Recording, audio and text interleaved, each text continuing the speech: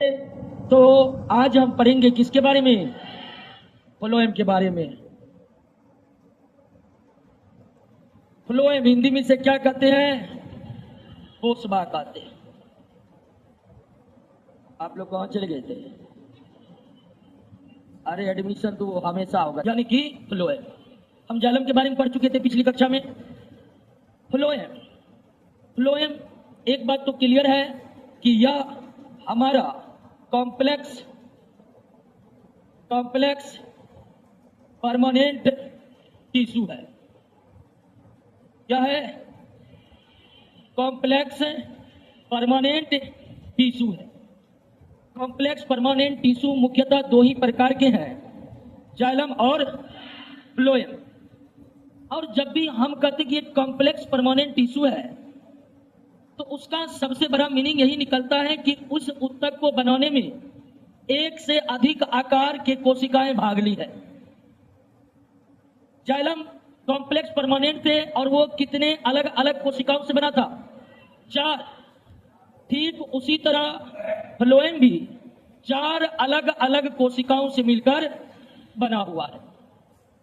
Complex permanent tissue phloem भी 4 अलग अलग कोशिकाओं से मिलकर बना हुआ है, जिसमें पहला है आपका सीवी ट्यूब, यानी कि चालनी नलिका। यह प्रश्न तो कई बार आया हुआ है कि चालनी नलिका नामक कोशिका किस प्रमुख ऊतक के भाग है? तो एक कोशिका चालनी नलिका। अब इसका नाम चालनी नलिका सीवी ट्यूब्स क्यों है? तो जब फ्लोएम ऊतक को माइक्रोस्कोप से हम देखेंगे तो यह जो चालनी नलिका है यह आपको इस तरह से, यानी इस तरह से देख रहे हैं। एकदम ये जो कोशिका है नली आकार की है। ये कोशिका क्या है? और बीच बीच में इसमें क्या रहते हैं? छिद्र रहते हैं। और इसी खास तरह के दिखने के कारण यह कोशिका का नाम क्या रखा गया है? चालनी नलिका। तो फ्लोएम को बनाने में पहला जो कोशिका भाग लिया वो चालनी नलिका। और चालनी नलिका नामक कोशिका को आप माइक्रोस्कोप में देखिएगा तो कुछ इस तरह आपको दिखाई पड़ेंगे। ये एक कोशिका हुआ, ये दूसरी कोशिका हुआ। दूसरा जो प्रमुख सेल है कंपेनियन सेल। कंपेनियन सेल, इसका नाम है सह या सहचर कोशिका। सह या सहचर कोशिका कंपेनियन सेल, और इसका नाम यह सह कोशिका या सहचर कोशिका, यानी यह कोशिका किसी अन्य कोशिकाओं को मदद करते हैं। और किसका मदद करते हैं? चालनी नलिका को अपने काम करने में यह मदद करता है। कौन सा कोशिका? और दूसरा और तीसरा कोशिका फ्लोएम में भी वही है जो किसमें था? जाइलम में था। यानी कि तीसरा कोशिका है फ्लोएम फाइबर। फ्लोएम फाइबर, और फाइबर कोशिका जाइलम में भी था कि नहीं? वही कोशिका है जो फाइबर जाइलम में है, सेम टू सेम वही फाइबर किसमें है? फ्लोएम में है। बस फ्लोएम में होने के कारण इसको हम क्या बोलते हैं? Phloem fibre. और चौथा है आपको फ्लोएम पेरेनकाइमा। Phloem parenchyma. तो फ्लोएम ऊतक, पोषबा ऊतक किस प्रकार का ऊतक है? कॉम्प्लेक्स परमानेंट टिश्यू है। और जितने भी कॉम्प्लेक्स टिश्यू होते हैं, जितने भी जटिल ऊतक होते हैं, वो सभी ऊतक एक ही प्रकार के कोशिकाओं से नहीं बल्कि अलग अलग प्रकार के कोशिकाओं से बना होता है। चाहे कॉम्प्लेक्स टिश्यू पौधा को हो, चाहे कॉम्प्लेक्स टिश्यू जंतु में हो, अगर टिश्यू में कॉम्प्लेक्स लग गया, आप समझ जाइए कि इसको बनाने में एक प्रकार के कोशिका भाग नहीं लिया है, अलग अलग प्रकार का कोशिका भाग लिया है। और फ्लोएम ऊतक को बनाने में कुल कितने कोशिकाएं भाग लेते हैं? 4 कोशिकाएं। Sieve tubes, companion cell, phloem fibre और फ्लोएम पेरेनकाइमा। अब इन 4 कोशिकाओं से जो मिलकर फ्लोएम बना हुआ है, इसमें 3 कोशिकाएं जीवित होती है। 3 कोशिकाएं क्या होती है? जीवित होती है। सीवी ट्यूब्स जीवित कोशिका का बना होता है, लेकिन यह फाइबर कैसी कोशिका है? मृत कोशिका है। और पेरेनकाइमा के बारे में तो जीवित कोशिका है। यानी फ्लोएम के 4 कोशिकाओं में से 3 कोशिकाएं क्या है? जीवित है, एक ही कोशिका क्या है, मृत है। लेकिन जब आप जाइलम पढ़े थे तो जाइलम में 3 कोशिकाएं मृत था और 1 कोशिकाएं जीवित था। यानी आप ये भी कह सकते हैं कि जाइलम की अधिकांश कोशिकाएं मृत होती है, जबकि फ्लोएम की अधिकांश कोशिकाएं जीवित होती है। और इस तरह से आप यह तो अंदाजा लगा ही लिए होंगे कि जाइलम उत्तक की मजबूती निश्चित ही फ्लोएम उत्तक से ज्यादा होगा, क्योंकि हम पहले भी बताए थे मृत कोशिकाओं से निर्मित भाग काफी ज्यादा मजबूत होते हैं, जीवित कोशिकाओं से बने भाग उतने मजबूत। जाइलम का निर्माण अधिकांशतया मृत कोशिकाओं से हुआ है, जबकि फ्लोएम का निर्माण अधिकांशतः जीवित कोशिकाओं से हुआ है। तो पौधे के 2 जटिल उत्तक जाइलम और फ्लोएम में ज्यादा मजबूत कौन है, जाइलम है। और फ्लोएम उत्तक पौधे के किस भाग में पाए जाते हैं, तो आपको बताए थे कि जाइलम और फ्लोएम ऐसे उत्तक हैं जो पौधे के संपूर्ण भाग में भीतर में पाया जाता है। भीतर में पौधे के सबसे अंदर में जो उत्तक रहते हैं वो जाइलम और फ्लोएम ही होते हैं। और दोनों ही उत्तक साथ साथ पाए जाते हैं, साथ साथ। समझिए पौधा जो है ना, पौधा को अगर एक घर मान लीजिए, पौधा को एक घर मान लीजिए, तो जिस तरह घर में बिजली का वायरिंग और नल का वायरिंग रहता है पूरे घर में नीचे से लेकर ऊपर तक, सेम टू सेम ये जाइलम और फ्लोएम है। समझिए कि पौधे का वायरिंग है, जाइलम जल वाला और फ्लोएम भोजन ले जाने वाला। तो ये जाइलम और फ्लोएम उत्तक साथ साथ होते हैं, पौधे के सबसे आंतरिक भाग में होते हैं और पौधे के संपूर्ण भाग में होते हैं। जड़ के अंतिम छोर से लेकर पत्तियों के अंतिम सिरे तक यह जाइलम और फ्लोएम उत्तक जो है वह पाए जाते हैं संपूर्ण भाग में। अब फ्लोएम उत्तक का क्या काम है? फ्लोएम उत्तक का मुख्य काम है भोजन का क्या करना, परिवहन करना। फ्लोएम उत्तक का मुख्य काम क्या है? भोजन का परिवहन करना। आप जानते होंगे या नहीं जानते हैं तो जान लीजिए, पौधों में भोजन बनने के लिए एक महत्वपूर्ण रासायनिक अभिक्रियाओं की श्रृंखला चलती रहती है, जिसे हम प्रकाश संश्लेषण कहते हैं। प्रकाश संश्लेषण को हम काफी विस्तार पूर्वक चैप्टर नंबर 6 में पढ़ेंगे। और प्रकाश संश्लेषण मुख्यतः पौधों के पत्तियों में होता है। वैसे प्रकाश संश्लेषण पौधे के हरे भाग में होता है। जो भी भाग हरा है समझिए वहां के कोशिका में क्लोरोप्लास्ट है और वहां प्रकाश संश्लेषण हो रहा है। लेकिन पौधे के 90% जो भाग हरे हैं वो पत्ते हैं। 90% से भी ज्यादा प्रकाश संश्लेषण पौधों के पत्तियों में होता है।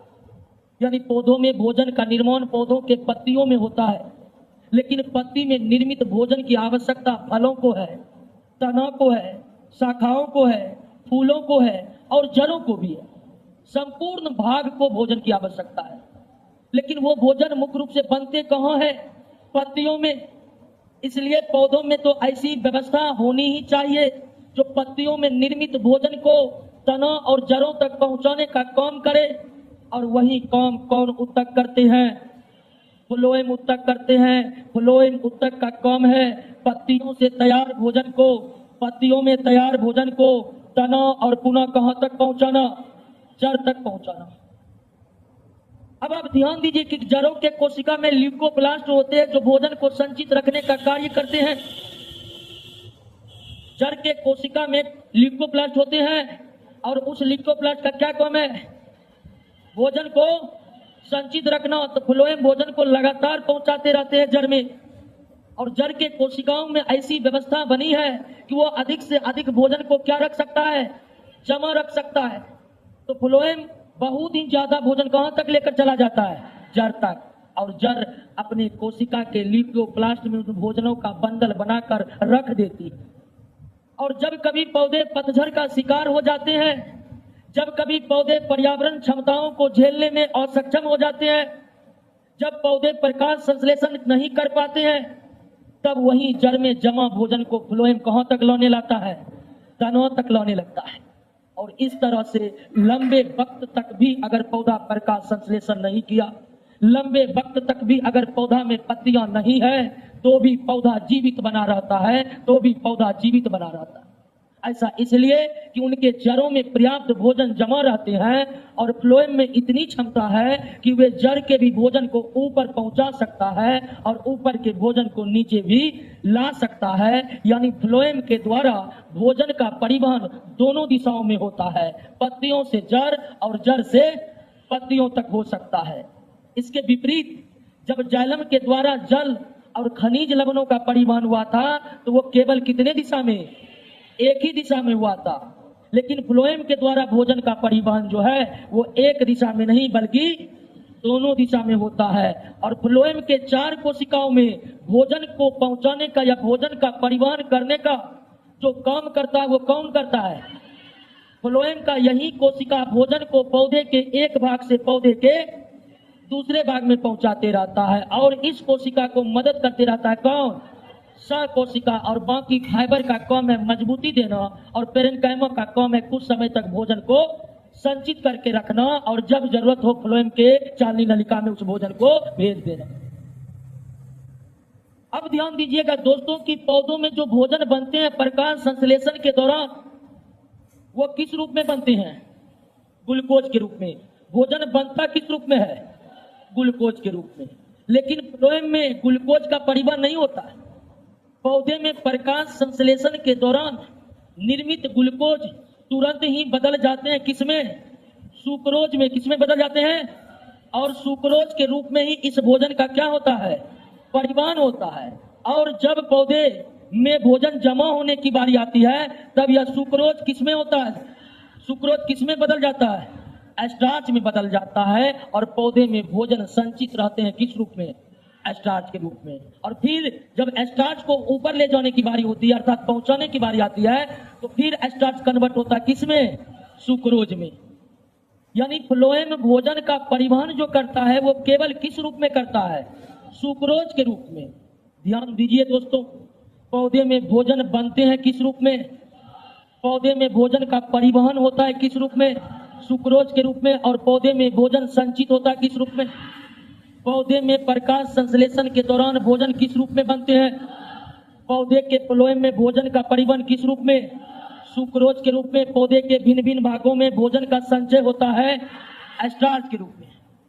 अब आप कहिएगा कि ये बदलाव होता कैसे? कौन सी टेक्निक है जो ग्लूकोज को सुक्रोज में, सुक्रोज को स्टार्च में, पुनः स्टार्च को सुक्रोज में बदलता है? तो ये टेक्निक नहीं है दोस्तों, ये काम होते हैं हार्मोन के द्वारा। ये काम कौन करते हैं? हार्मोन करते हैं। और हार्मोन हमारे शरीर में भी पाए जाते हैं। हमारे शरीर में भी कई ऐसे हार्मोन हैं जो जरूरत पड़ने पर प्रोटीन को ग्लूकोज बना सकता है, फैट्स को ग्लूकोज बना सकता है। ऐसे हार्मोन है। बात को समझे कि नहीं समझे? कोई दिक्कत नहीं ना? समझ गए फ्लोएम? तो फ्लोएम कैसा ऊतक है? सरल या जटिल? फ्लोएम जटिल ऊतक है। और कितने कोशिकाओं से बने हैं? 4 कोशिकाओं से बने हैं। सह कोशिका, चालनी नलिका, फाइबर और पेरेन्काइमा। फ्लोएम ऊतक का मुख्य काम क्या है? भोजन का परिवहन करना। और यह भोजन का परिवहन दोनों दिशाओं में कर सकता है। यह भोजन का परिवहन दोनों दिशाओं में कर सकता है। फ्लोएम में भोजन का परिवहन किस रूप में हो सकता है? सुक्रोज के रूप में हो सकता है। क्लियर हो गया? अब क्लियर हो गया दोस्तों, तो हम 2 प्रमुख जटिल ऊतकों की चर्चा किए हैं, एक जाइलम और दूसरा फ्लोएम। एक जाइलम और दूसरा फ्लोएम। अब इन दोनों ऊतकों के समानताओं और असमानताओं पर थोड़ा आप ध्यान दे दीजिए और केवल ध्यान दीजिएगा। क्लास में केवल समझिएगा, पूरी तरह से समझिएगा। बाकी परीक्षा में तो वही पूछा जाएगा जो आपके नोट में क्वेश्चन के रूप में है। लेकिन वो क्वेश्चन आपको आसानी से याद हो, लंबे समय तक याद बना रहे, इसके लिए जरूरी है कि विषय वस्तु को आप अच्छी तरह से समझें। और क्लास में हम वही कर रहे हैं, इसीलिए आप समझने पर केवल ध्यान दीजिएगा। ये कभी नहीं सोचिएगा कि क्या परीक्षा पूछेगा। परीक्षा वही पूछेगा जो आपके नोट में है, उससे बाहर पूछेगा तो उसे कोई नहीं बनाएगा। जाइलम और फ्लोएम दोनों के बारे में आप पढ़ चुके हैं। अगर हम समानताओं का जिक्र करें तो ये भी कैसा ऊतक है? जटिल ऊतक है। और ये भी कैसा ऊतक है? जटिल ऊतक है, कॉम्प्लेक्स टिश्यू है। जाइलम के भी निर्माण में कितने कोशिका भाग लिया? 4 कोशिका भाग लिया। और फ्लोएम के भी निर्माण में 4 कोशिका भाग लिया। तो ध्यान दीजिए कि जाइलम का अधिकांश कोशिका क्या था? अधिकांश कोशिका क्या था? मृत था। यानी 4 में 3 कोशिकाएं क्या था? मृत था। 4 में 3 कोशिका क्या था? लेकिन फ्लोएम का अधिकांश कोशिका क्या था? फ्लोएम का अधिकांश कोशिका जीवित। फ्लोएम का अधिकांश कोशिका दोनों ही ऊतक पौधे में परिवहन का कार्य करते हैं। दोनों ही ऊतक पौधे में परिवहन का कार्य करते हैं। लेकिन यह किसका परिवहन करता है? जल और खनिज लवण का। लेकिन ये किसका परिवहन करते हैं? भोजन का परिवहन करते हैं। किसका परिवहन करता है? भोजन का परिवहन। इसमें परिवहन होता है केवल एक दिशा में। जाइलम में जल और खनिज लवणों का परिवहन केवल एक दिशा में, लेकिन फ्लोएम के द्वारा भोजन का परिवहन दोनों दिशा में। भोजन का परिवहन फ्लोएम में दोनों दिशा में होता। क्या आप जाइलम और फ्लोएम की समानताओं और असमानताओं पर ध्यान दे दिए हैं? सारी बात याद हो गया है। और यह दोनों ऊतक पौधे के सबसे आंतरिक भागों में पाए जाते हैं, सबसे अंदर। यह ऊतक साथ साथ पाए जाते हैं। यह ऊतक पौधे के संपूर्ण भागों में पाए जाते हैं। और इन दोनों ऊतकों को सम्मिलित रूप से हम क्या कहते हैं? संवहन ऊतक, अंग्रेजी में वैस्कुलर टिश्यू। जाइलम और फ्लोएम चूंकि संवहन का ही पर्यायवाची है, परिवहन और संवहन एक दूसरे के क्या है? पर्यायवाची है। अंग्रेजी में इसके लिए हम ट्रांसपोर्टिंग शब्द का जिक्र करेंगे। चूंकि दोनों ही ऊतक परिवहन अथवा संवहन का कार्य करता है, इसलिए इन दोनों ऊतकों को क्या कहते हैं? संवहन ऊतक कहते हैं। जाइलम कैसा ऊतक है? संवहन ऊतक है। फ्लोएम कैसा ऊतक है? संवहन ऊतक है। कहिए डियर फ्रेंड, समझ गए? सब कुछ समझ गए? पौधों के ऊतकों का कॉन्सेप्ट क्लियर हुआ? हो गया ना? अगर नहीं हुआ तो एक बार फिर से ध्यान दीजिएगा। प्लांट टिश्यू यानी पौधों का ऊतक या कितने प्रकार के होते हैं? 2 प्रकार के होते हैं। मेरी एस्टिमेटिक यानी विभाजोत्की, और दूसरा परमानेंट यानी क्या? अस्थायी। तो इन ऊतक में क्या अंतर है? इसमें कोई दिक्कत नहीं। जिस ऊतक का कोशिका विभाजित होगा, विभाजोत्की ध्यान रखेगा, परीक्षा में विभाजोत्की शब्द का उपयोग बहुत कम होता है। मेरी एस्टिमेटिक का ही यूज होता है। हिंदी में ही मेरी एस्टिमेटिक लिख देगा।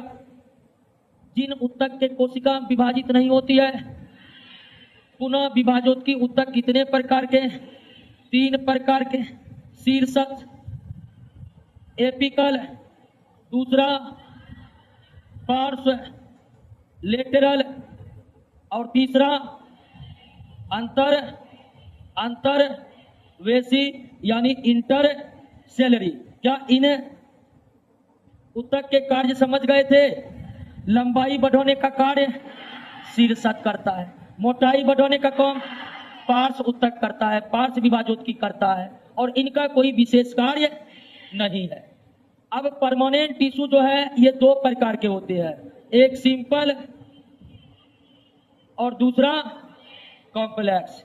सिंपल और कॉम्प्लेक्स। सिंपल 3 प्रकार के, पेरेन्काइमा, कोलेन्काइमा और एस्क्लेरेन्काइमा। और कॉम्प्लेक्स तो अभी तुरंत आप पढ़े हैं, जाइलम और।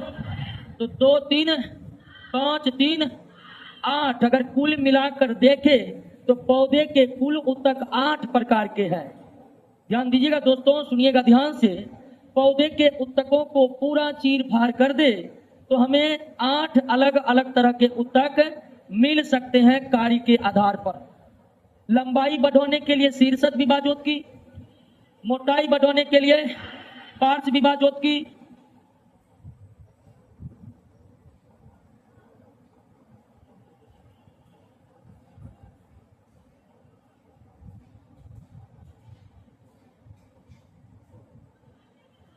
बैठिए बैठिए बैठिए, क्या हुआ? आइए इधर इधर आइए, सुन नहीं रहे हैं? सांप है?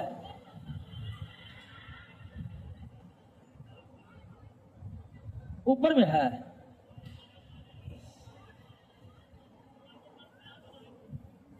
अरे पुल्ला के पास है, काहे हल्ला करे? बैठिए बैठिए बैठिए।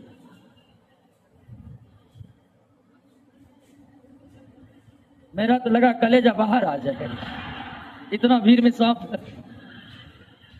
ठीक है, चलिए बैठिए, शांत हो जाइए, शांत हो जाइए। पृथ्वी जय विविधता से भरी हुई है, ठीक है। गांव से में तो घर से निकल आते हैं, तो यहाँ तो नाला से निकला है, काहे इतना है? ठीक है,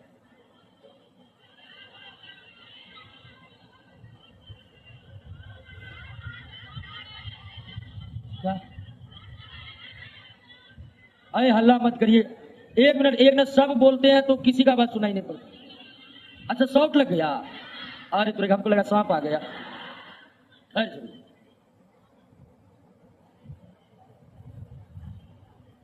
आइए दोस्तों, हम अपने विषय वस्तु पर ध्यान दें। शांत हो जाइए, बिल्कुल शांत हो जाइए। तो विभाज्योति उत्तक और अस्थायी उत्तक कंप्लीट हो गया है, लेकिन इन सबके अलावे अभी जो 8 उत्तक आप पढ़े हैं, इन सबके अलावे भी पौधे में कुछ और उत्तक होते हैं, और उनका काम पौधों को सुरक्षा देना होता है। अभी जो हम कुल 3 और सिंपल परमानेंट में 3 3 3 6 और कॉम्प्लेक्स में 2 8, ये पौधे के प्रमुख उत्तक है। लेकिन इन उत्तकों के अलावे भी पौधे में कुछ और उत्तक होते हैं जिनका काम पौधों को सुरक्षा देना होता है। किनसे सुरक्षा देना? बाहरी परजीवी से सुरक्षा देना, मौसमी परिवर्तन से सुरक्षा देना, और मानव से सुरक्षा देना। यह भी जरूरी है। मानवों की फितरत होती है, जा रहे हैं 4 को पत्ते तोड़ लिए, ठीक है। और इस तरह से पौधे के जब तोड़ते हैं किसी भाग को, उसके कई भाग घायल हो जाते हैं, पुनः वो फिर ठीक होते हैं। तो पौधों में इन सब उत्तकों के अलावे जो कुछ सुरक्षा देने वाले उत्तक होते हैं, उसको कहते हैं प्रोटेक्टिव टिश्यू। क्या कहते हैं? Protective tissue. तो कौन कौन से प्रोटेक्टिव टिश्यू पौधे में पाए जाते हैं? प्रोटेक्टिव टिश्यू यानी सुरक्षात्मक उत्तक, सुरक्षा देने वाला उत्तक।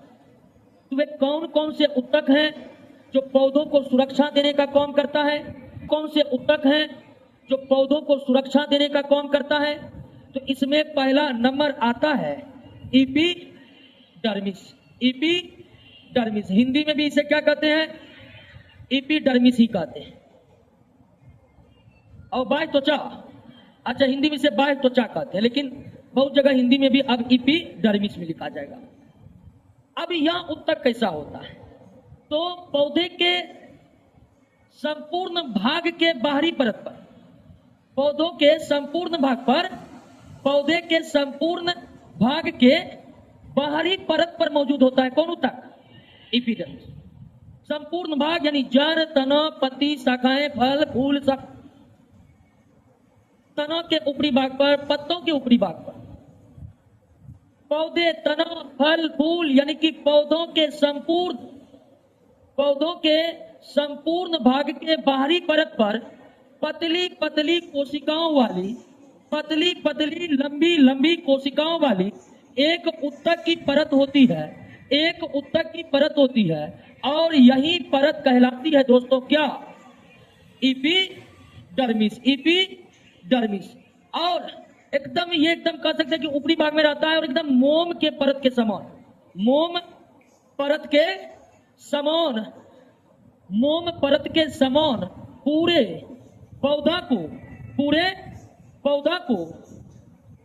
पौधा को आच्छादित किए हुए रहता। आच्छादित सब समझते हैं, यानी कि ढका रहना, आच्छादित किए रहते हैं। आप कभी पौधे के पत्ते को हाथ से पकड़े होंगे ना, आपको लगेगा कि कोई हल्का सा मोम लगा कर गया है इस पे।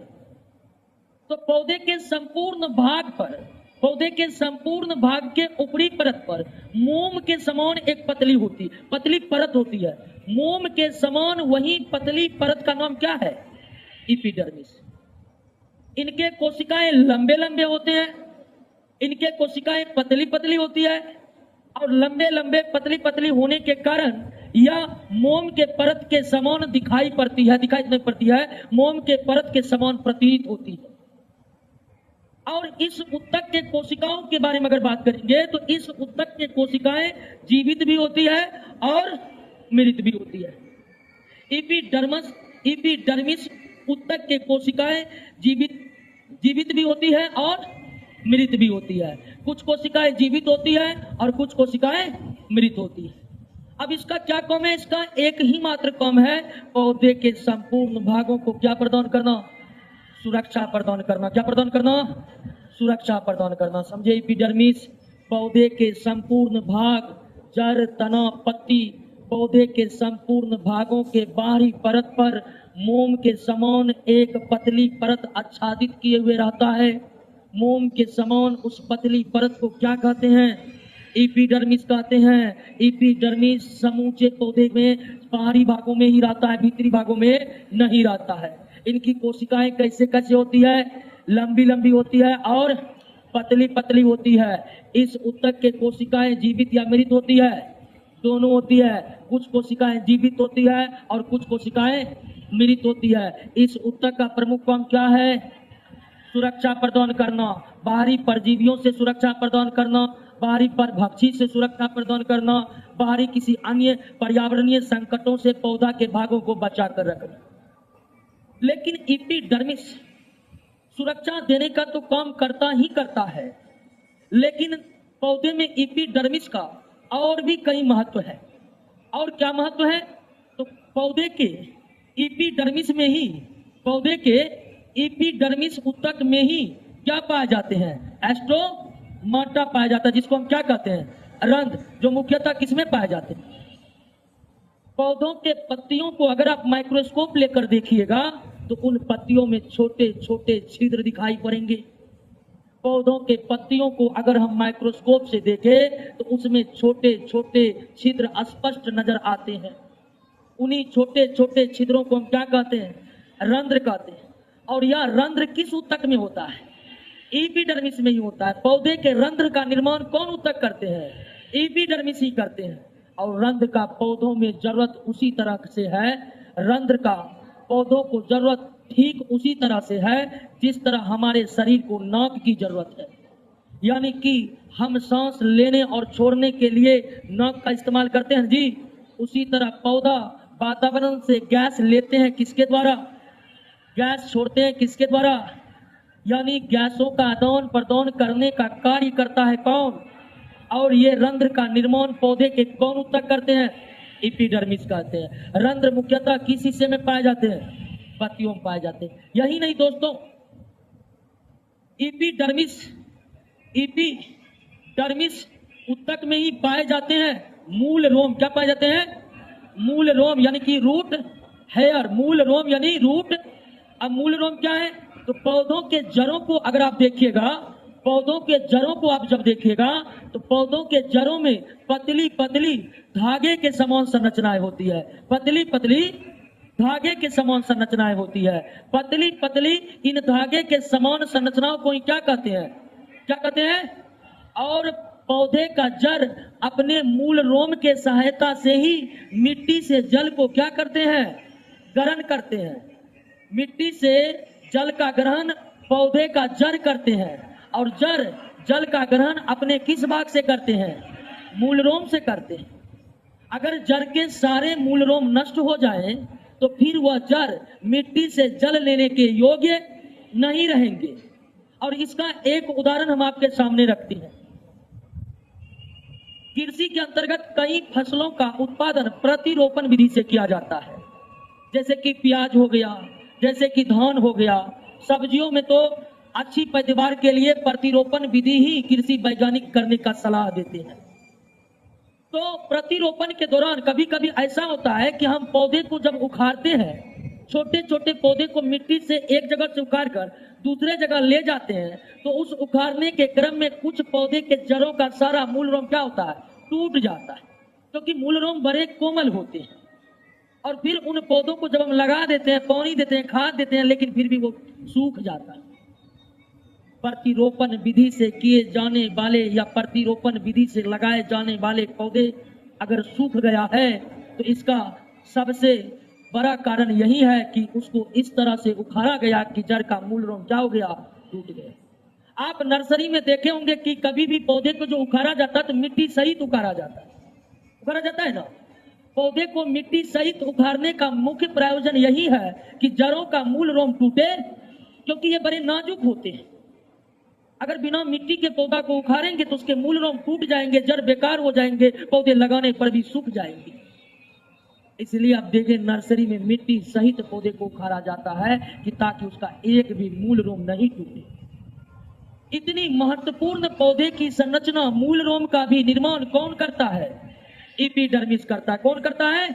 एपिडर्मिस करता है। तो एपिडर्मिस उत्तक जो मोम जैसी परत पूरे पौधे के ऊपर बनाकर रखती है, जिसका काम सुरक्षा देना है, लेकिन इसका और भी कई काम है, जैसे पत्तियों में रंध्र का निर्माण करना, जड़ों में मूल रोम का निर्माण करना। इसके अलावे ऐसे पौधे जो मरुस्थलीय या रेगिस्तान या शुष्क क्षेत्रों में उगते हैं, अर्थात जहां पानी की मात्रा कम होती है, उन पौधों को कहते हैं मरूदभिद पौधा। क्या कहते हैं? मरूदभिद पौधा। अंग्रेजी में इसे कहते हैं जेरोफाइट्स पौधा।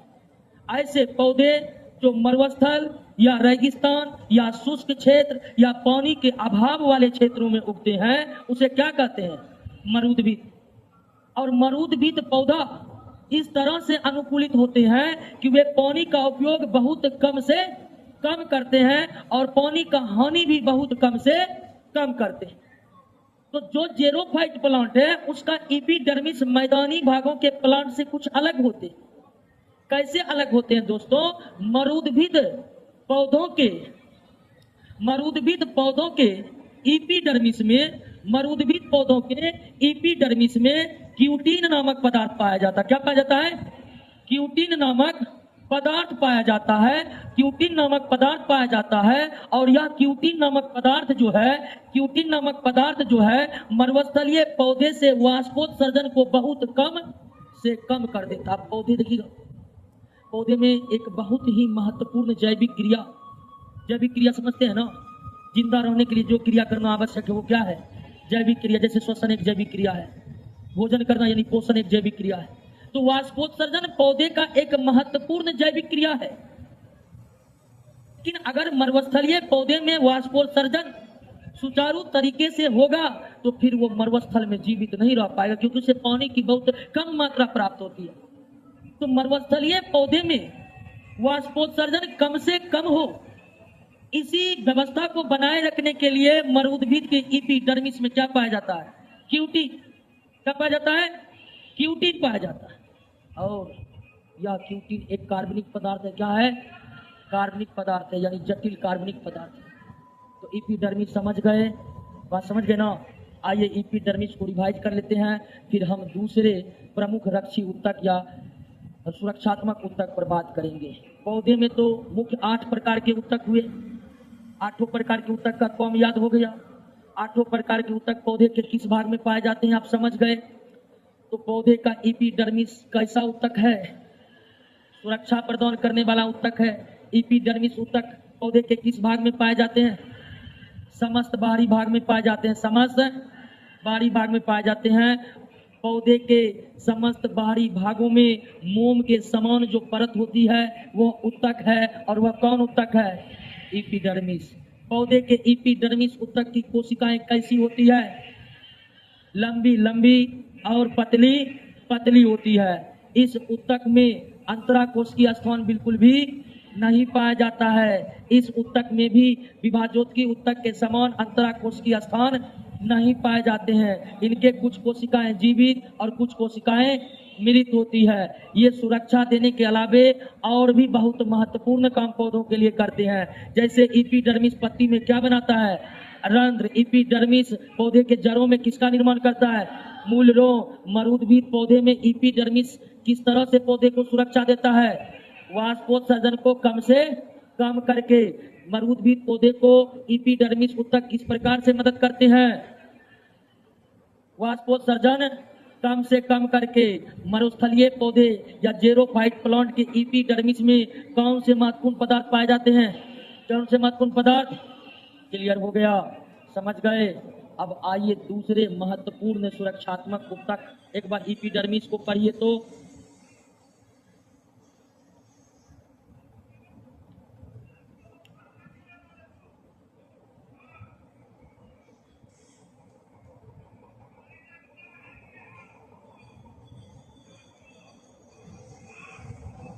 गुलाब के पौधा में जड़ नहीं होता, बिल्कुल होता है दोस्तों।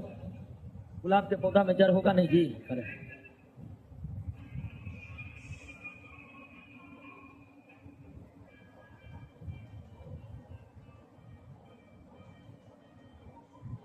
बोलिए ना, याद हो गया सब कुछ, कोई दिक्कत नहीं ना। एपिडर्मिस को पूछेगा पौधे के रंध्र पौधे के किस भाग में होते हैं? एपिडर्मिस में होते हैं। दो तरह से पूछेगा, पौधे के रंध्र पौधे के किस भाग में होते हैं? तो एपी या बाहरी भाग में होते हैं, या एपिडर्मिस ऊतक में होते हैं। मूल रोम का निर्माण पौधे का कौन ऊतक करता है? कौन करता है? पौधे के जड़ों के मूल रोम का निर्माण कौन ऊतक करता है? एपिडर्मिस। पौधे को सुरक्षा पहुंचाने वाला या सुरक्षा प्रदान करने वाला अगला ऊतक है कौन? कॉर्क। कॉर्क। आप जानते हैं कि पौधे में मोटाई बढ़ाने हेतु एक ऊतक होता है, वो है लेटरल मेरिस्टेमेटिक, यानी पार्श्व विभाजोत्की। ये ऊतक पौधे में क्या करते हैं? मोटाई को बढ़ाते हैं। पौधे की मोटाई जड़ के नीचे से बढ़ती है और मोटाई बढ़ाने का काम लेटरल मेरिस्टेमेटिक करता है। लेटरल मेरिस्टेमेटिक ऊतक का एक और प्रकार है जिसका नाम है कैम्बियम। क्या है? यह भी एक प्रकार का क्या है? लेटरल मेरिस्टेमेटिक, जिसका काम है पौधे का मोटाई बढ़ाना। और आप जानते हैं कि कई ऐसे पौधे जिनकी मोटाई नहीं बढ़ती है। धान की फसल, गेहूं की फसल या धान के पौधे, गेहूं के पौधे, मक्के के पौधे का मोटाई बढ़ता है? नहीं बढ़ता है। आप जानते हैं धान, गेहूं, मक्के पौधे के मोटाई क्यों नहीं बढ़ती है? क्योंकि उनमें इन ऊतक का क्या होता है? अभाव होता है। तो जो पौधे मोटाई नहीं बढ़ाते हैं, जैसे कि अनाज वाली फसल और भी कई फसल है जिसकी मोटाई नहीं बढ़ती है, जिसकी आयु बड़ी कम होती है, जिन जिन पौधों की मोटाई नहीं बढ़ती है, समझिए उन पौधों में इस ऊतक का क्या है? अभाव है। इस ऊतक का क्या है? अभाव है। तो पौधे जिनमें लेटरल मेरिस्टेमेटिक होते हैं मोटाई बढ़ाने के लिए, वो पौधे के मोटाई को समय के साथ बढ़ाते रहते हैं और एक समय ऐसा आता है कि ये ऊतक की सारी कोशिकाएं मृत हो जाता है। इस ऊतक की सारी कोशिकाएं क्या हो जाता है? मृत हो जाता है। बात को समझ गए ना? पौधे में लेटरल मेरिस्टेमेटिक मोटाई बढ़ाते रहते हैं और समय के साथ धीरे धीरे इस ऊतक के सारे कोशिकाएं क्या हो जाते हैं? मृत हो जाते हैं। या कैम्बियम के सारी कोशिकाएं क्या हो जाते हैं? मृत हो जाते हैं, जो एक प्रकार का क्या है? लेटरल मेरिस्टेमेटिक का ही प्रकार है। पौधे का मोटाई बढ़ाते जब पार्श्व विभाजोत्की या कैम्बियम की कोशिकाएं मृत हो जाती है, तो यही ऊतक अंततः किसमें बदल जाता है? कॉर्क अथवा पेड़ की छाल में। कॉर्क अथवा पेड़ की छाल में। इसी से रॉबर्ट हुक क्या खोजा था? कोशिका को खोजा था। तो कॉर्क का मतलब पेड़ की छाल, जो हर पौधे में नहीं बनते हैं, उसी पौधे में बनते हैं जिसकी मोटाई बढ़ती है। कॉर्क अथवा पेड़ की छाल को बनाने वाला ऊतक कौन है? Lateral meristematic. ये तब कॉर्क या पेड़ की छाल में परिवर्तित हो जाती है जब इसकी सारी कोशिकाएं क्या होती है? मृत हो जाती है। तो जब इसकी सारी कोशिका मृत हो जाती है तो यही बदलता किसमें? कॉर्क में। तो निश्चित तौर पर आप कह सकते हैं कि कॉर्क अथवा पेड़ की छाल की सभी कोशिका क्या होती है? सभी कोशिका क्या होती है? मृत होती है। सभी कोशिका क्या होती है? मृत होती है। और आप जानते हैं कि मृत भागों से बना, मृत कोशिकाओं से बना भाग क्या होगा? निश्चित तौर पर कॉर्क या पेड़ की छाल एक मजबूत आवरण है, क्योंकि वे केवल और केवल किस कोशिकाओं से बने हैं? मृत कोशिकाओं से बने हैं। किन कोशिकाओं से बने हैं? मृत कोशिकाओं से बने हैं। और इसमें खास प्रकार के कार्बनिक पदार्थ पाए जाते हैं। कॉर्क में खास प्रकार के कार्बनिक पदार्थ पाए जाते हैं, जिसका नाम क्या है? सुबेरिन। क्या नाम है? कॉर्क के कोशिका में सुबेरिन नामक कार्बन पदार्थ की उपस्थिति होती है, और सुबेरिन नामक कार्बनिक पदार्थ की उपस्थिति के कारण कॉर्क में और भी कई सारे गुणों का समावेश हो जाता है। मृत कोशिकाओं के कारण ये काफी मजबूत तो होते ही होते हैं, लेकिन कार्बनिक पदार्थ सुबेरिन की उपस्थिति के कारण कॉर्क में जल्दी आग नहीं लगता है। कॉर्क से होकर जल प्रवेश नहीं कर सकते हैं, कॉर्क से होकर हवा प्रवेश नहीं कर सकते हैं, कॉर्क से होकर सूक्ष्मजीवों का प्रवेश बाधित हो जाता है। जब जंगल में आग लगती है तो केवल बड़े बड़े वृक्ष ही बचे नजर आते हैं, और वो बड़े बड़े वृक्ष को आग से कौन बचा लेता है? कॉर्क, अर्थात उसकी छाल उसको बचा लेता है, जल्दी आग नहीं लगने देता है। गर्मी को भी पौधे के शरीर के भीतर जाने नहीं देता है। और कॉर्क के कई उपयोग भी है। पेड़ की छाल और कॉर्क को भिन्न भिन्न तरह से प्रोसेस करके बोतल के ढक्कन बनाए जाते हैं। कॉर्क से खेल के सामान बनाए जाते हैं। ठीक है, बैडमिंटन खेलते उसके नीचे में क्या लगा होता है? कॉर्क लगा होता है। हालांकि सभी पौधे के कॉर्क, सभी पौधे के छाल व्यापारिक रूप से उपयोगी नहीं होते हैं, लेकिन कुछ पौधे के छाल जो होते हैं वो इतने ज्यादा सख्त होते हैं कि प्रोसेस करके उससे बोतलों के ढक्कन तैयार किए जाते हैं, विभिन्न प्रकार के खेल के सामान तैयार किए जाते हैं। और कॉर्क एक खास बात है, यह उष्मा रोधी भी होता है और विद्युत रोधी भी होता है। ना तो ये उष्मा का चालन करेगा और ना ही विद्युत का भी चालन करेगा। तो पौधों के सुरक्षात्मक उत्तक के अंतर्गत मुख्य रूप से दो उत्तक आते हैं, एपिडर्मिस और कॉर्क। एपिडर्मिस और कॉर्क, क्लियर हो गया। अब एक बात समझ लीजिए, कॉर्क भी पौधे के ऊपर में रहते हैं। पेड़ की छाल ही कॉर्क कहा जाता है, पेड़ के ऊपर में होते हैं। और एपिडर्मिस भी पेड़ के ऊपर में रहते हैं। और आपको बताएं कि एपिडर्मिस संपूर्ण भागों के ऊपर मोम जैसी परत बनाए रहता है, तो कॉर्क के ऊपर भी एपिडर्मिस का परत रहता है। बात समझे कि नहीं समझे? कॉर्क के पेड़ के छाल है, उसके भी ऊपर एपिडर्मिस एक परत बनाए हुआ है। समझ गए? कोई दिक्कत नहीं ना। चलिए, तो कॉर्क भी हो गया। अब आइए समझते हैं दोस्तों एनुअल रिंग्स।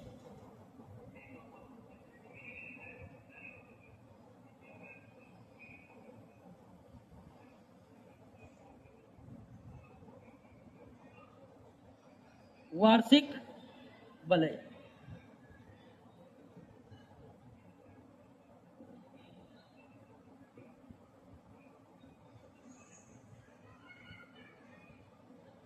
वार्षिक वलय, जरा सा लीक टूटता है बातचीत करने लगते हैं, बार बार कहते हैं कि आपका लक्ष्य छोटा मोटा नहीं है।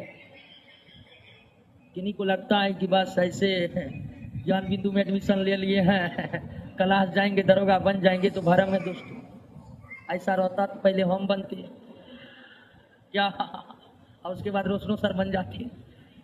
तो आवश्यकता है कड़ी मेहनत की। हम आपको सिर्फ ये बता रहे हैं कि आपको पढ़ना कितना है, और आपको पूरे 22,000 क्वेश्चन को रटना है। ठीक है ना? ये बेस है, 22,000 क्वेश्चन केवल बेस है, उससे रिजल्ट बनेगा, मेरिट नहीं बनेगा। बात समझ रहे हैं ना? 22,000 क्वेश्चन बना लीजिएगा तो आपका रिजल्ट क्लियर है, लेकिन मेरिट क्लियर नहीं होगा। अब मेरिट कैसे क्लियर होगा? इसके लिए क्लास में एकाग्रचित होकर शांत और गंभीर रखकर हर बातों को समझिए। कभी जो प्रश्न कहीं से नहीं आते हैं वो हमारे बातों से आ जाते हैं, इसलिए पूरे ध्यान पूर्वक सुनिए और ध्यान रखिएगा। एक बड़ी समस्या का सामना विद्यार्थी लोग कर रहे हैं कि पढ़ाई में मन नहीं लगता है। तो ध्यान दीजिए, पढ़ाई में किसी को भी मन नहीं लगता है। आपको लगता है कि भरम है कि उसको पढ़ने में बड़ी मन लगता है, किसी को मन नहीं लगता है। पढ़ाई चीज ही ऐसी है कि मन आपका नहीं लगेगा, ये तय है।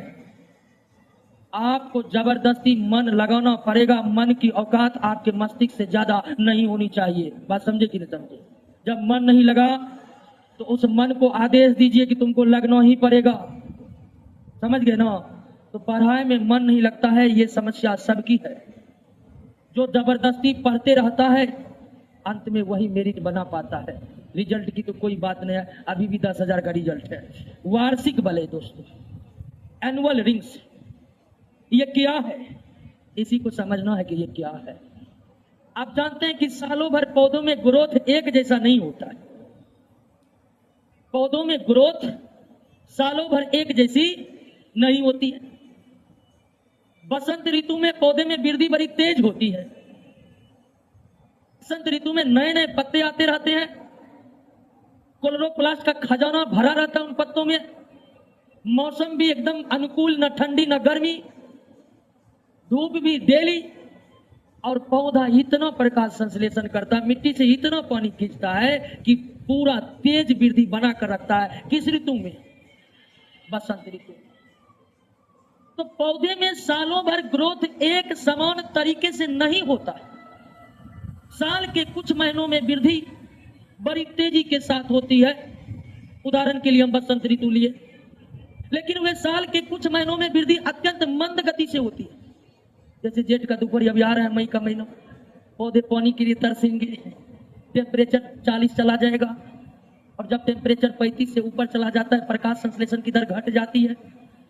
सर्वोत्तम प्रकाश संश्लेषण पौधा 30 से 35 डिग्री सेल्सियस के बीच करते हैं, लेकिन टेम्परेचर 40, 50, 52 पहुंच जाएगा, पौधा झुलसने लगता है। वो प्रकाश संश्लेषण क्या करेगा?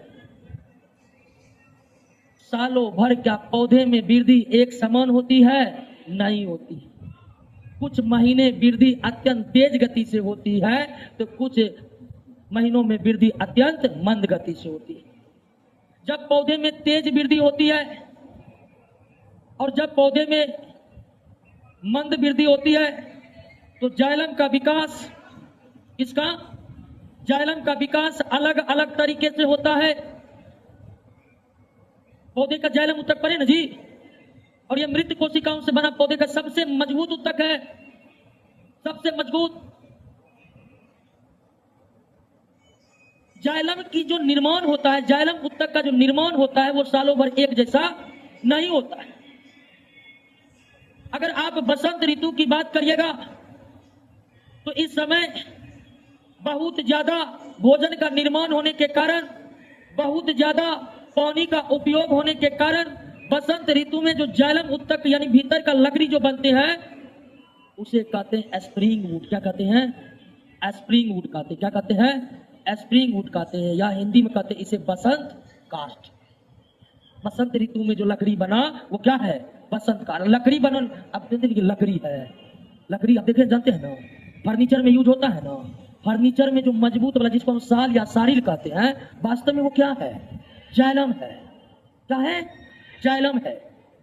और चूंकि ये मृत कोशिका होता है, इसमें कुछ होता ही नहीं है, तो इसमें घुन भी नहीं लगता है, इसमें घुन भी नहीं लगता है। जाइलम के ऊपर में फ्लोएम वाला लकड़ी रहता है, उसमें इतना भोजन रहेगा कि उसका कुछ बना लीजिएगा, फर्नीचर बना लीजिएगा, वो मक्खी को आकर्षित करेगा, ले जाओ ग्लूकोज। दो तरह का होता है पौधे में, एक कथई रंग का और एक व्हाइट कलर का। कथई रंग का क्या है? जिसका सारा कोशिका क्या है, उसमें कुछ नहीं है, उसमें जल तो होगा, वाष्पीकृत होकर गया। जाइलम के ऊपर में उजला वाला भाग रहता है जी, वो क्या है? फ्लोएम में, उसमें भोजन भरा पड़ा है। अब भोजन भरा पड़ा होने के कारण वो आपको लगभग सफेद रंग का, पूरी तरह सफेद नहीं, उसी तरह प्रतीत होगा। और उसका कुछ बनाइएगा, उसमें तुरंत घुन लग जाएगा, तुरंत खराब हो जाएगा। क्यों? तो उसमें भोजन भरा हुआ, ग्लूकोज भरा हुआ है, वही खाने के लिए मक्खियां आकर्षित होती है और उस लकड़ी को क्या कर देता है? खराब कर देता है। इसमें तो कुछ रहता ही नहीं है, मक्खी आएगा क्या करने के लिए? इसलिए ये वाला जाइलम वाला जो लकड़ी होता है बड़ी मजबूत होता है, बड़ी मजबूत होता है, फ्लेम वाला होता है मजबूत। खैर हम बात कर रहे थे कि सालों भर समान वृद्धि नहीं होने के कारण, एक समान वृद्धि नहीं होने के कारण आंतरिक जाइलम की जो लकड़ी है उसका विकास या निर्माण अलग अलग तरीके से होता है। जब ज्यादा वृद्धि होगा तो क्या बनेगा? Spring would. वहीं आ जाएगा दोस्तों कौन ऋतु? कितने ऋतुएं होती हैं? कितना याद नहीं है, वैसे हमें भी याद नहीं है, छोड़िए। ग्रीष्म ऋतु में जो जाइलम वाली लकड़ी बनते हैं उसे कहते हैं ऑटम्न वुड। क्या कहते हैं? ऑटम्न वुड, यानी शरद काष्ठ। क्या कहते हैं? शरद काष्ठ। अब बसंत काष्ठ जो बनता है यह हल्के रंग का होता है, और ग्रीष्म ऋतु में जो शरद काष्ठ बनता है यह किस रंग का होता है? गाढ़े रंग का। तो साल के लगभग आधे भाग में जो लकड़ियां बनी स्प्रिंग वुड और आधे भाग में ऑटम वुड, ये गाढ़े रंग का और ये हल्के रंग का। दोनों वुड क्या है? जाइलम है। दोनों वुड क्या है? जाइलम ही है। उसका रंग क्या है? अलग अलग है। क्यों? तो वृद्धि अधिक हुई है इस समय वृद्धि बहुत कम हुई है। अब ये जो पौधे में स्प्रिंग वुड बनते हैं, ऑटम वुड बनते हैं, तो पहले बनेगा क्या? पहले बनेगा स्प्रिंग वुड। पहले क्या बनेगा? Spring would. पहले क्या बनेगा? Spring would. फिर उसके बाद क्या बनेगा? Autumn would. फिर क्या बनेगा? Spring would. फिर क्या बनेगा? Autumn would. ठीक है। बसंत ऋतु, ग्रीष्म ऋतु, फिर बसंत ऋतु, फिर ग्रीष्म ऋतु, इस तरह से बनते जाता है। और जब दो तरह की लकड़ी अलग अलग वृद्धि होने के कारण बनती है तो इसके बीच हमें स्पष्ट क्या नजर आते हैं? बले नजर आते हैं। क्या नजर आते हैं? और चूंकि यह बले एक साल में एक बनता है, एक बार बना बसंत ऋतु में स्प्रिंग वुड, ग्रीष्म ऋतु में ऑटम वुड, दो प्रकार की लकड़ी बनी। बीच में कितना बले बना? एक बले बना, यानी एक वर्ष में कितना बले बना? इसलिए इस बले को वार्षिक बले कहा जाता है। क्या कहा जाता है? वार्षिक बलय कहा जाता है। और इस वार्षिक बलय के द्वारा हम पौधे के आयु को आसानी से पहचान सकते हैं। एक पौधे में जितने वार्षिक बलय होंगे उतना ही पेड़ की आयु होगी। अगर पेड़ में 50 वार्षिक बलय है तो पेड़ की आयु कितना है? 50 वर्ष। नाम में है वार्षिक बलय, यानी एक वर्ष में एक बलय बनता है। 10 वार्षिक बलय है तो पेड़ की आयु 10 वर्ष। तो ये बलय क्यों बना? देखे कि ना देखे? बलय इसलिए बना क्योंकि सालों भर वृद्धि एक समान नहीं हुई। पौधे में सालों भर वृद्धि एक समान क्यों नहीं हुई? क्योंकि सालों भर मौसम एक समान नहीं था। लेकिन पृथ्वी के कुछ हिस्सों में सालों भर मौसम एक समान पाई जाती है। जैसे समुद्र के आसपास की जलवायु में सालों भर मौसम क्या रहता है? एक समान। पृथ्वी के जिन हिस्सों में सालों भर मौसम एक समान रहता है वहां पौधों में वृद्धि भी क्या होगी? एक समान होगी। और अगर वृद्धि सालों भर एक समान होगी तो बलय का निर्माण नहीं होगा। तो वार्षिक बलय सभी पौधों में नहीं पाए जाते हैं। खासकर समुद्र के आसपास की जो वनस्पतियां होती है उनमें वार्षिक बलय नहीं पाए जाते हैं, क्योंकि वहां सालों भर मौसम क्या रहता है? स्पष्ट वार्षिक बलय वहीं पाया जाएगा जहां सालों भर मौसम एक समान नहीं आता है। खासकर बसंत और ग्रीष्म ऋतु मौसम में आता है तो वहां के पौधे में वार्षिक बलय स्पष्ट होगा। आम के पौधे में, शीशम के पौधे में, सागवान के पौधे में स्पष्ट वार्षिक बलय रहते हैं जिसको आप गिन सकते। क्लियर? समझ गए? तो वार्षिक बलय से हम पेड़ों की आयु का पता लगा सकते हैं। जिन पौधों में वार्षिक बलय नहीं है उसके आयु का पता कैसे लगेगा? बताइए। छोड़ दीजिए, नहीं पता लगेगा क्या? समझ गए ना? नहीं पता लगेगा। रेडियो कार्बन डेटिंग का नाम सुने हैं? उससे सब कुछ पता लगेगा। उससे सब कुछ पता लगेगा। हाइपोडर्मिस क्या होता है? हाइपोडर्मिस बताए हुए हैं। तो पौधों का उत्तक समझ गए? कोई दिक्कत नहीं ना?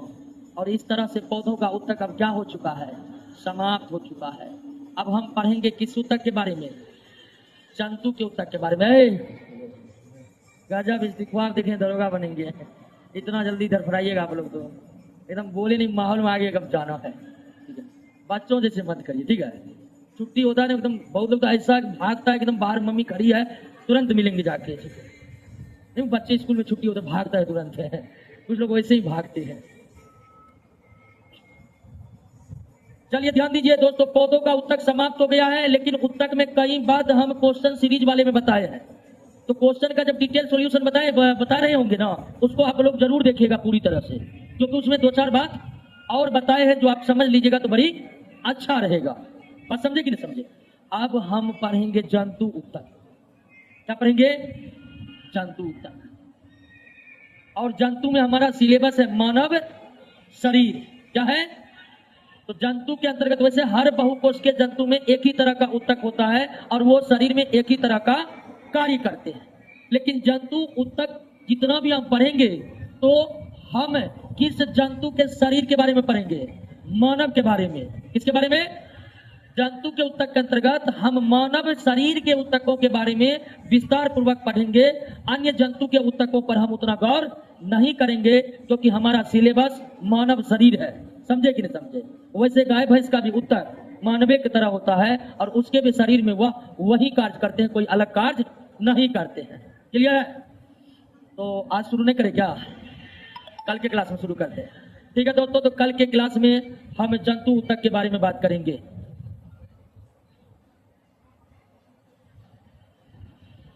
ऑनलाइन वाले दोस्तों एक पूछ रहे थे विषुवत रेखा के निकट वार्षिक बले होती है कि नहीं। विषुवत रेखा में भी शायद सालों भर मौसम एक समान होता है, तो विषुवत रेखा के क्षेत्र में भी पाए जाने वाले पौधे में वार्षिक बलय नहीं बनेंगे। टिश्यू सिस्टम बताए हुए, जो भी दोस्त हाइपोडर्मिस के बारे में बात कर रहे थे, टिश्यू सिस्टम के बारे में बात कर रहे थे, क्वेश्चन सीरीज का वीडियो आने दीजिए, उसमें विस्तार पूर्वक हम इसको बता